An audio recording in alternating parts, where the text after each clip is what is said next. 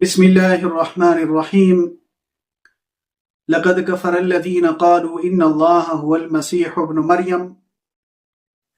आज हम बात करेंगे क्रिसमस मनाने के हवाले से। जब दिसंबर का महीना आता है तो लोग दरख्तों को सजाते हैं, एक दूसरे को तोहफ़े देते हैं और कहा जाता है कि यह खुशी का मौका है।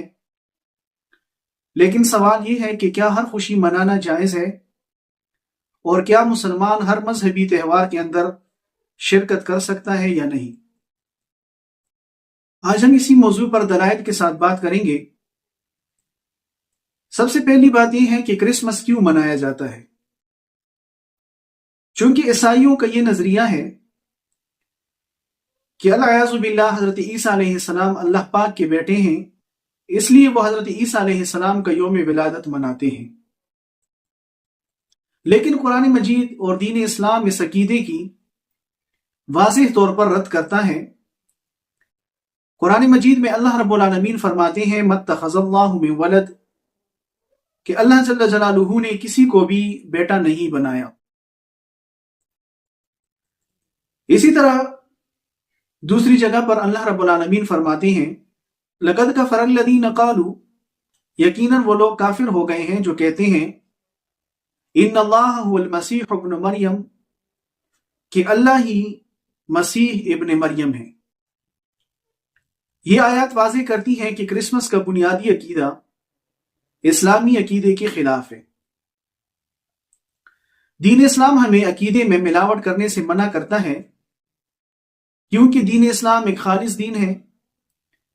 अल्लाह रब्बुल आलमीन कुरान मजीद में फरमाते हैं अफ़ग़ैर दीनिल्लाहि यबग़ून, कि क्या ये लोग अल्लाह की दीन के सिवा कोई और दीन चाहते हैं।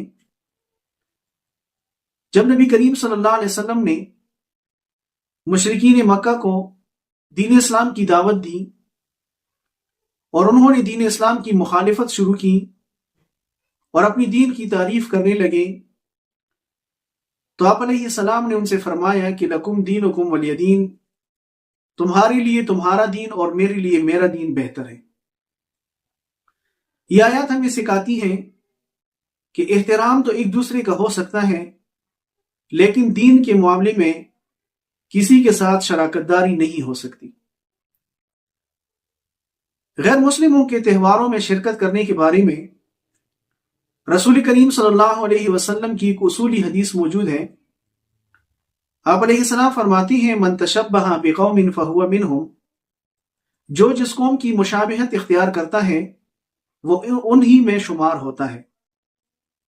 मुहद्दिसीन लिखते हैं कि यह हदीस मजहबी मुशाबिहत के बारे में है, खास तौर पर त्यौहार, रसूमात और शियार के हवाले से। नबी करीम सल्लल्लाहु अलैहि वसल्लम ने मुसलमानों को अलग पहचान दी, क्योंकि जब आप सल्लल्लाहु अलैहि वसल्लम मदीना मुनव्वरा तशरीफ लाए तो देखा कि लोग दो त्यौहार मनाते थे। आप अलैहिस्सलाम ने उनसे फरमाया कद अबद लकुमुल्लाहु बिहिमा खैरम मिनहुमा यौमुल फित्र व यौमुल अज़हा, कि अल्लाह रब्बुल आलमीन ने तुम्हें इन दोनों के बदले उनसे बेहतर दो दिन अता फरमाए हैं, जो ईद उल फितर और ईद उल अज़हा हैं। यह हदीस साबित करती है कि मुसलमानों के त्यौहार अलग हैं और किसी मुसलमान को गैर इस्लामी त्यौहार अपनाने की जरूरत नहीं है। अब आते हैं इस बात की तरफ कि हजरत ईसा अलैहिस्सलाम का मुकाम कुरान और हदीस में क्या है। कुरान मजीद में अल्लाह रब्बुल आलमीन ने हजरत ईसा अलैहिस्सलाम की अजमत को बयान किया है और बेहैसियत मुसलमान हम हजरत ईसा अलैहिस्सलाम की अजमत को मानते हैं, लेकिन उन हुदूद के अंदर जो अल्लाह रब्बुल आलमीन ने कुरान मजीद में बयान किए हैं। कुरान करीम में अल्लाह रब्बुल आलमीन फरमाते हैं इन्नमल मसीहु ईसा इब्न मरियम रसूलुल्लाह, कि हजरत ईसा अलैहिस्सलाम अल्लाह रब्बुल आलमीन के रसूल हैं। और दूसरी जगह फरमाया इन हुवा इल्ला अब्दुन अनअमना अलैहि, कि वो तो हमारे बंदे थे जिन पर हमने इनाम किया था।